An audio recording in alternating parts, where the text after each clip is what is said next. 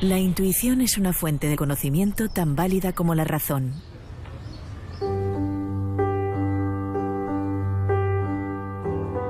Después de charlar con los especialistas que más saben sobre lo que pasa en la mente, lo que nos pasa realmente por dentro, me di cuenta de que el verdadero y único poder residía justamente en la mente.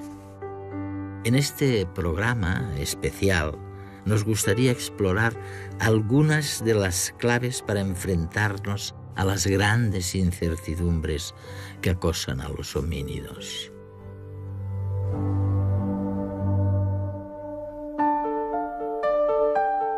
En los últimos años, una de las lecciones más importantes que nos deja la neurociencia es el valor fundamental del inconsciente. Investigaciones como las del psicólogo John Barr, de la Universidad de Yale, han permitido probar que la intuición es una fuente de conocimiento tan válida como la razón.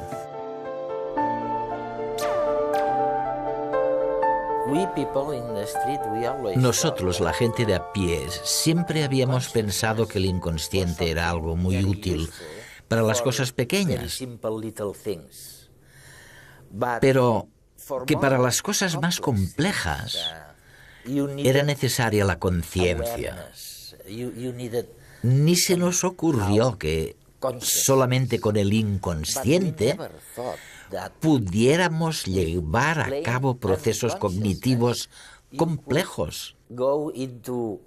Es realmente una revolución.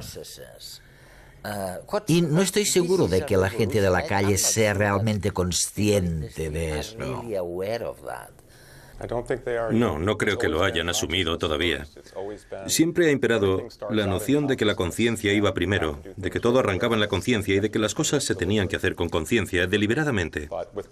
Una de las cosas que estamos descubriendo es que incluso en la persecución de objetivos conscientes, las motivaciones, las cosas que uno quiere, las evaluaciones, las preferencias, lo que a uno le gusta o no... ¿Me voy a casar o no me gusta casarme? Eso es. Todas estas cosas se fundamentan y basan en la información del sistema inconsciente. Así que el inconsciente entra en juego y nos influye, y a menudo nos aporta la respuesta a estas preguntas. Incluso cuando creemos que estamos haciendo algo conscientemente con atención y conciencia, en realidad hemos llegado a la respuesta de un modo rápido mucho antes de lo que creemos. ¿Es correcto pensar que el nuevo concepto de inconsciente tiene mucho más que ver con el afecto y el control de las cosas que el antiguo concepto de inconsciente? Es una nueva idea. Sí, mucho más, mucho más. Antonio Damasio y otros científicos han destacado la importancia del afecto y de los sentimientos. Damasio fue realmente el primero en decir que los sentimientos son muy importantes a la hora de tomar una decisión o de elegir algo. Nos dan la respuesta correcta. Si sentimos que algo está bien o mal, lo haremos o no. Estos sentimientos vienen de algún lugar. Del inconsciente, de los sistemas que nos dicen si está bien hacer algo o no, como cuando tenemos corazonadas sobre lo que estamos a punto de hacer. Esa intuición, esa reacción visceral es producto de los antiguos mecanismos inconscientes. ¿Y qué hay de nuestro libre albedrío, entonces? La capacidad de obrar por reflexión y elección. La libertad de ser responsable de algo. Quedaría en entredicho esta idea, ¿no?, de la libertad. ¿Lo cuestionaría la libertad?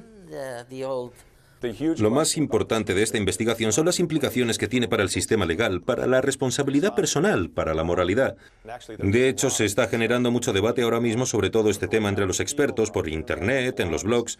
¿Qué repercusión tiene esto sobre la responsabilidad personal? Lo que fluía de aquella conversación rompía un buen número de tópicos y permitía comprender descubrimientos mucho más recientes e incontrovertibles, como el realizado por John Dylan Haynes, Resulta que las neuronas deciden 10 segundos antes de que lo hagan las personas observadas individualmente. Descubrimiento que sin duda cuestiona la solidez de un concepto muy antiguo como es el libre albedrío. Te contaré un experimento. ¿Sí? Realizamos un experimento con un escáner cerebral en el que las personas debían tomar decisiones muy sencillas. Podían decidir si pulsaban un botón a la izquierda u otro a la derecha. En este caso sientes que eres totalmente libre de elegir de hacer una cosa u otra. No hay nada que te obligue a elegir una opción o la otra. Registramos la actividad cerebral de las personas y descubrimos que podíamos predecir su decisión. Si iban a pulsar el botón de la izquierda o de la derecha 7 segundos antes de que lo hubieran tomado.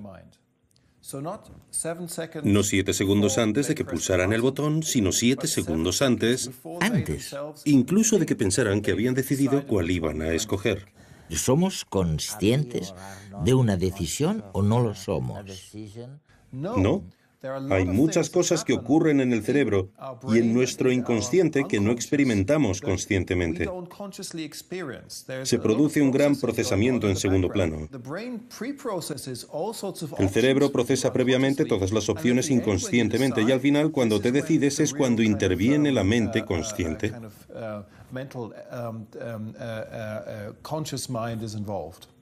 Entonces, lo que me estás diciendo, corrígeme, por favor, si me equivoco, es que el cerebro inicia este proceso 10 segundos antes de que tomes la decisión. Sí. Y lo segundo que me cuentas acerca del experimento es que un poco antes, quizás 7 o 5 segundos antes, el cerebro ha elegido qué botón pulsar, sí. ¿Qué botón pulsar? Así que, John, ¿podemos descartar el libre albedrío que interesa tanto a la gente? O como dices en algún otro sitio, esto se hace inverosímil el libre albedrío, ¿no? Creo que la ciencia a estas alturas no puede descartar el libre albedrío por completo. Aún existe la posibilidad de que el libre albedrío exista, pero lo hacemos muy inverosímil. Estamos empezando a descubrir el hecho increíble de que miles de millones de personas han vivido sin saber lo que les pasaba por dentro. Resulta evidente que solo los procesos automatizados como la respiración o la digestión se acercan a la perfección, sobre todo comparados con los procesos que percibimos como mucho más conscientes, como elegir el trabajo o fijarnos en el lugar de residencia. Solo una parte ínfima de la estructura cerebral se ocupa del consciente aprendido. El resto, que es casi todo, se ocupa del inconsciente intuitivo y emocional. Ahora sabemos que algunos procesos cognitivos extremadamente complejos se almacenan en el inconsciente y no en lo que llamábamos la conciencia. Otra de las últimas y grandes revelaciones de las ciencias cognitivas, como la que ha realizado el equipo dirigido por el psicólogo Gerd Gigerenzer, es que está recomponiendo los resortes que articulan las decisiones inconscientes. Es curioso, porque probablemente hace unos 10 años, si hubieras dicho que tomabas decisiones de una manera no racional, te insultaría la gente o te habría insultado. Vamos, que no se te consideraría serio. Y sin embargo, hoy en día, esto ha cambiado, literalmente ha cambiado. Bueno, creo que forma parte de los resultados novedosos que tenemos ahora. Demostrar que la intuición puede llegar a ser mejor que los modelos de elección racional, o la regresión múltiple, o los programas estadísticos más complejos. Esto no se sabía hace 10 años y es algo muy novedoso. Por ejemplo, hace 10 años no se sabía, pero resulta que tomamos mejores decisiones si tenemos en cuenta una buena razón que si tenemos en cuenta 10. Esto es nuevo totalmente, ¿eh? Sí, es nuevo. Hasta ahora, cuando la gente se basaba en uno o dos motivos solamente, esto se consideraba irracional.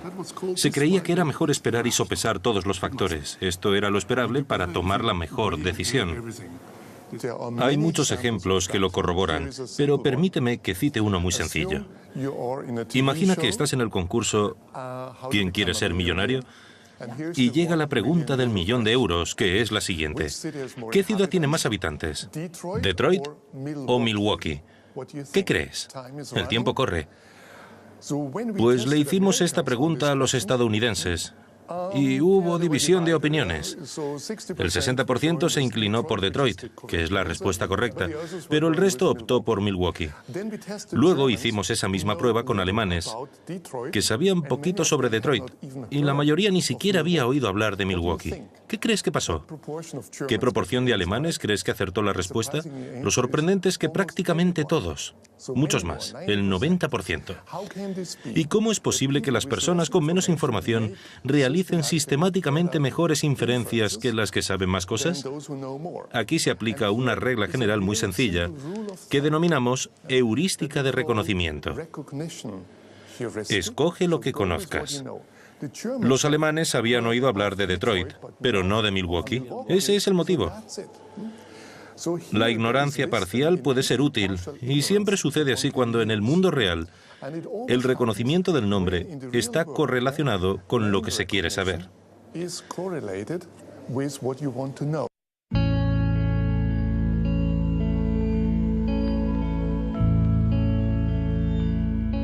Finalmente, resulta que hemos podido zanjar el debate que ha existido durante décadas entre dos bandos, los que creían en la programación genética y cerebral y aquellos que creían en la experiencia individual. Esta lucha ha sido sustituida ahora por el descubrimiento de la plasticidad cerebral. El cerebro cambia continuamente con la experiencia, que deja huellas profundas y, por supuesto, los cambios ocurren a niveles diminutos en lo que llamamos sinapsis, donde las neuronas entran en contacto unas con otras. Nuestros estudios se centran en ver cómo se desarrolla el cerebro. Es una ciencia realmente nueva, de hecho, solo existe desde hace unos 5 o 10 años, desde que utilizamos tecnología como la neuroimagen, las resonancias magnéticas cerebrales, que nos permiten hacer un escáner del cerebro de una persona viva para ver cómo se desarrolla este a lo largo de la vida. Y estos estudios de investigación muestran claramente que el cerebro sigue desarrollándose durante décadas, y una etapa del desarrollo especialmente crucial es la adolescencia. ¿El nuevo concepto cuál es entonces? Es la plasticidad del cerebro, a diferencia de lo que se pensaba, de que con la edad las neuronas dejaban de crecer. Ahora resulta que no, que la edad no es un obstáculo y que seguimos aprendiendo y cambiando de distintas formas, pero durante toda la vida. Aprendemos durante toda la vida. Sí, es cierto. El desarrollo, los cambios en el número de conexiones celulares y también en la velocidad con la que las células se pueden comunicar. Parece que todo va cambiando de forma natural durante décadas, o más incluso.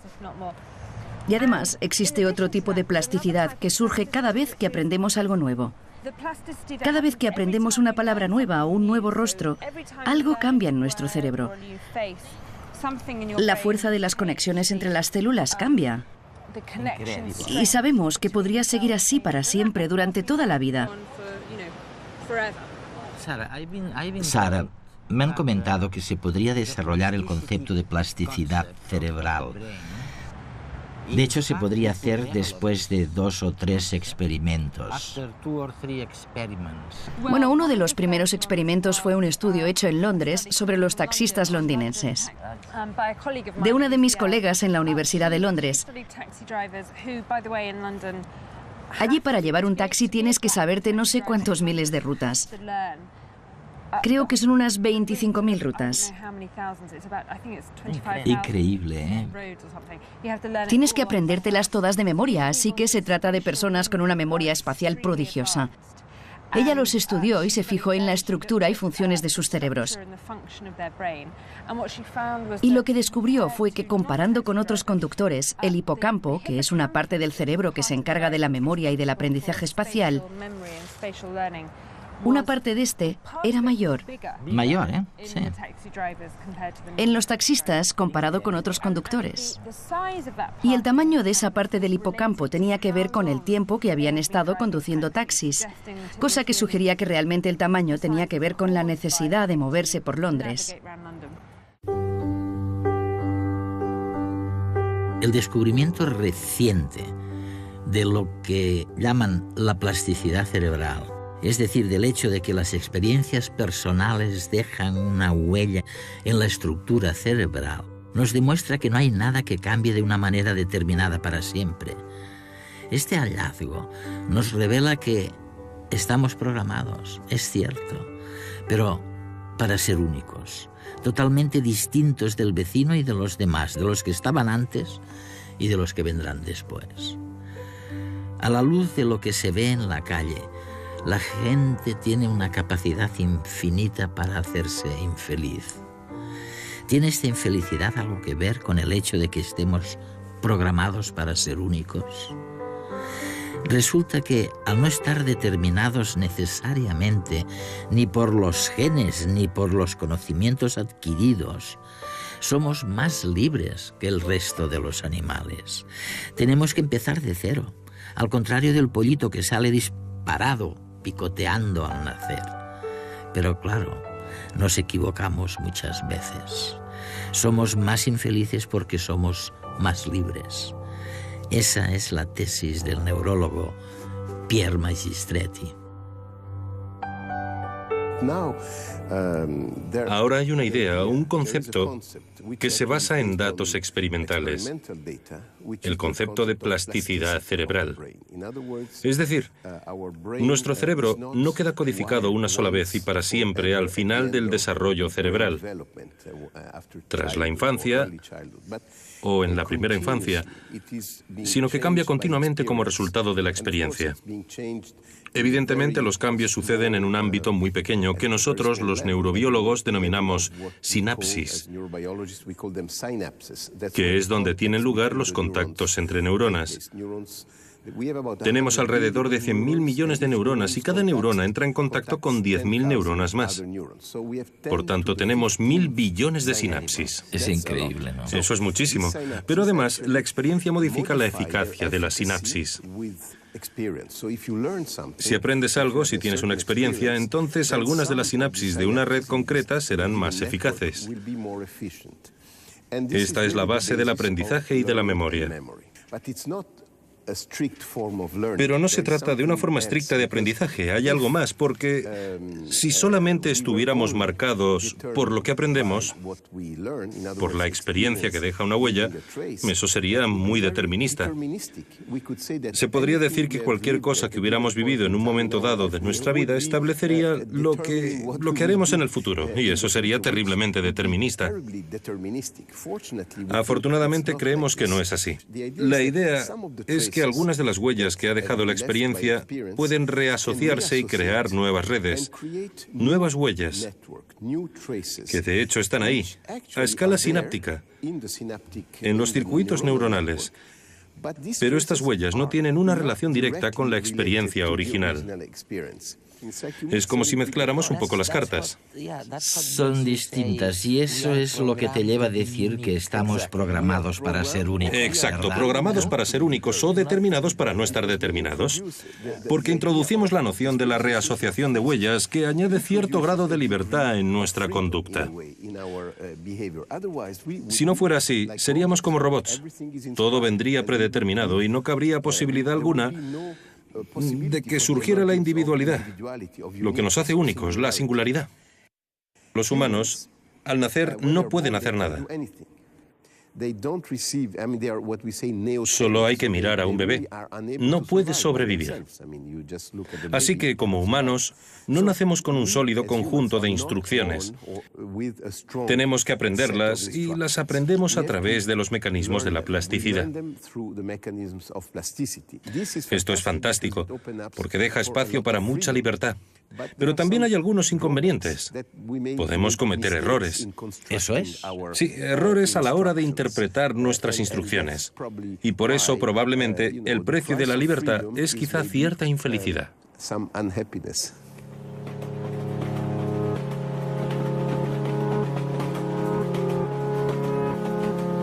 Cuando observamos el cerebro, resulta difícil encontrar un único lugar en el que se aloje un recuerdo concreto. Al rememorar el pasado, los pedacitos de información vuelven a unirse desde las diferentes partes del cerebro, y eso es lo que da lugar a lo que experimentamos como recuerdos. Todo, o casi todo, parte de ese mecanismo preciso. Sobre la base de estas piezas sueltas, reconstruimos el pasado y con ello diseñamos el andamio necesario para poder anticipar el futuro. Hemos descubierto que imaginar el porvenir y evocar el pasado requiere los mismos entramados neurales. Recordar e imaginar son cosas muy parecidas, y tanto si miramos adelante como atrás, somos memoria del pasado. La memoria no es un registro fiel de la experiencia vivida. El cerebro crea, completa, inventa para dar coherencia al pasado y para interpretar qué nos depara el futuro. Y lo que nos sugiere el profesor de psicología Daniel Schachter es que si la memoria nos falla y nos juega malas pasadas, es para unificar mejor nuestro yo presente con el del pasado y el del futuro. Son alucinantes las conclusiones que señalan la activación simultánea de áreas cerebrales idénticas para recordar y para imaginar.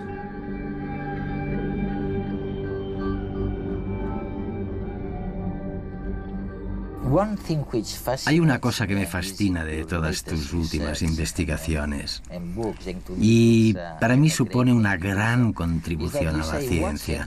Es cuando dices que existe una especie de conexión íntima entre recordar el pasado e imaginar el futuro. Esta es ahora la novedad que nos llama la atención a los que trabajamos en este campo. Intentamos entender cómo utilizamos la memoria para imaginar el futuro, lo que haremos en nuestra vida. Hasta el momento solíamos pensar en la memoria como algo exclusivamente relacionado con el pasado, pero ahora, teniendo en cuenta nuestra investigación más reciente, cada vez nos interesa más el papel de la memoria como algo que nos permite pensar en el futuro, y esto es algo que estudiaremos mucho más en lo sucesivo. Algo que también es importante de lo que dices.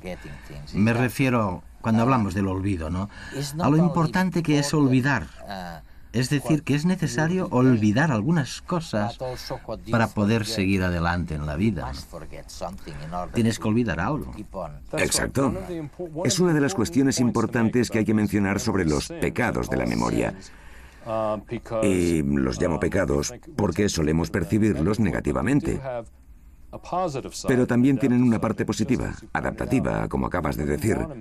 No sería deseable tener un sistema de memoria que mantuviera absolutamente todos los fragmentos de información trivial.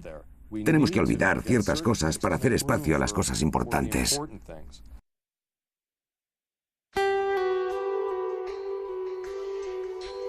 Con toda certeza no ha habido a lo largo de la evolución un avance más insospechado y decisivo, a la vez como el impacto de las interacciones de las redes sociales. Nos referimos al papel creador e innovador del intercambio de conocimientos, de chismorreos, de impresiones, de gustos, de estados anímicos que incitan las redes sociales en el seno de la manada. Los antecedentes de la famosa ruta de la seda, la que comunicaba con Oriente, o la del incienso que acercaba el Mediterráneo a la India, fueron realmente redes sociales en las que germinaron las civilizaciones globalizadoras del mundo actual. Los siglos que se tardaba en aquel entonces en generar una civilización distinta y compleja contrastan con el presente de las nuevas tecnologías de la comunicación. Ahora el impacto transformador de las redes sociales es universal y es instantáneo. Lo que no había ocurrido en miles de años es la naturaleza nueva e inesperada de las innovaciones que se desprenden de las interacciones sociales. Se está dando curso a niveles de creatividad desacostumbrados, niveles que aceleran sin duda el cambio social y tecnológico. La diferencia con el resto de los animales era antes una pura cuestión de grado. Ahora, los humanos somos realmente únicos gracias a las redes sociales. Algunos científicos lo han afirmado y tú has dicho algo parecido.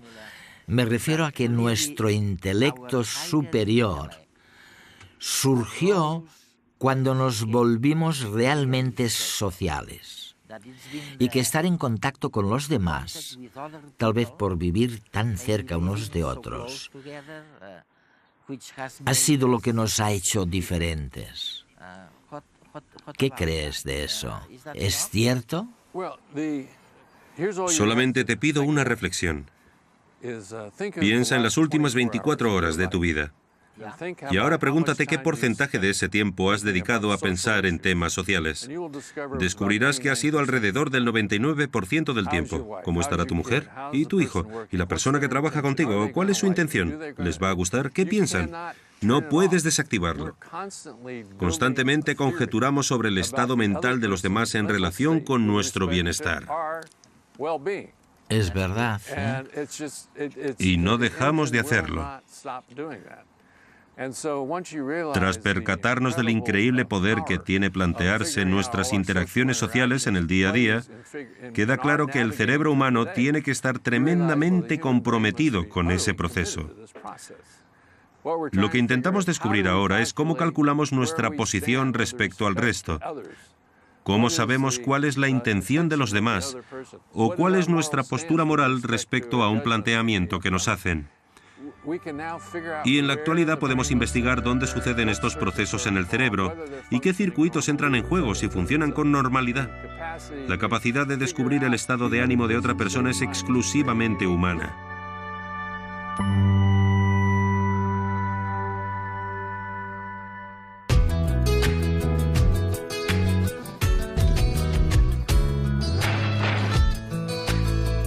¿Crees que para desarrollar mejor nuestro potencial tendríamos que tener una educación orientada hacia la creatividad y desarrollo emocional?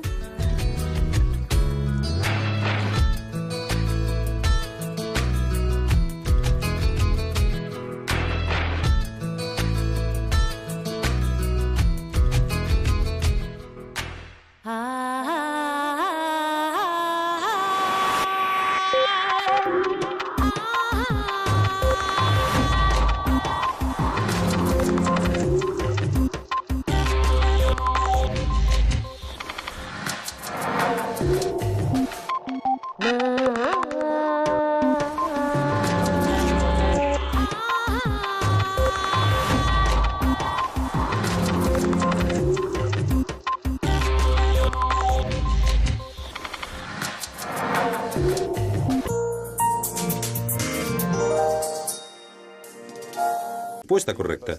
Si sentimos que algo está bien o mal, lo haremos o no. Estos sentimientos vienen de algún lugar. Del inconsciente, de los sistemas que nos dicen si está bien hacer algo o no, como cuando tenemos corazonada sobre lo que estamos a punto de hacer. Esa intuición, esa reacción visceral es producto de los antiguos mecanismos inconscientes. ¿Y qué hay de nuestro libre albedrío, entonces? La capacidad de obrar por reflexión y elección. La libertad de ser responsable de algo. Quedaría en entredicho esta idea, ¿no?, de la libertad. ¿Lo cuestionaría la libertad? Lo más importante de esta investigación son las implicaciones que tiene para el sistema legal, para la responsabilidad personal, para la moralidad. De hecho, se está generando mucho debate ahora mismo, que a uno le gusta o no. ¿Me voy a casar o no me gusta casarme? Eso es. Todas estas cosas se fundamentan y basan en la información del sistema inconsciente. Así que el inconsciente entra en juego y nos influye, y a menudo nos aporta la respuesta a estas preguntas. Incluso cuando creemos que estamos haciendo algo conscientemente con atención y conciencia, en realidad hemos llegado a la respuesta de un modo rápido mucho antes de lo que creemos. ¿Es correcto pensar que el nuevo concepto de inconsciente tiene mucho más que ver con el afecto y el control de las cosas que el antiguo concepto de inconsciente? Es una nueva idea. Sí, mucho más, mucho más. Antonio Damasio y otros científicos han destacado la importancia del afecto y de los sentimientos. Damasio fue realmente el primero en decir que los sentimientos son muy importantes a la hora de tomar una decisión o de elegir algo. Nos dan la respuesta. Pero que para las cosas más complejas era necesaria la conciencia. Ni se nos ocurrió que solamente con el inconsciente pudiéramos llevar a cabo procesos cognitivos complejos. Es realmente una revolución. Y no estoy seguro de que la gente de la calle sea realmente consciente de eso. No creo que lo hayan asumido todavía. Siempre ha imperado la noción de que la conciencia iba primero, de que todo arrancaba en la conciencia y de que las cosas se tenían que hacer con conciencia, deliberadamente. Una de las cosas que estamos descubriendo es que incluso en la persecución de objetivos conscientes, las motivaciones, las cosas que uno quiere, las evaluaciones, las preferencias...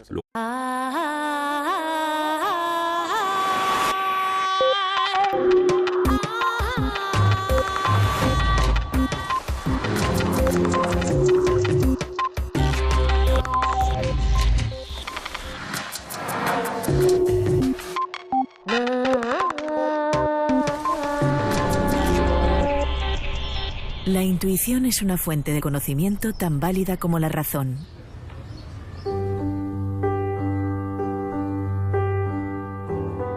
Después de charlar con los especialistas que más saben sobre lo que pasa en la mente, lo que nos pasa realmente por dentro, me di cuenta de que el verdadero y único poder residía justamente en la mente. En este programa especial nos gustaría explorar algunas de las claves para enfrentarnos a las grandes incertidumbres que acosan a los homínidos.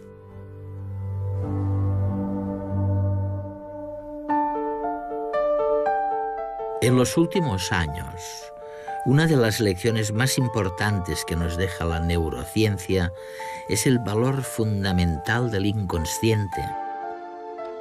Investigaciones como las del psicólogo John Barr, de la Universidad de Yale, han permitido probar que la intuición es una fuente de conocimiento tan válida como la razón.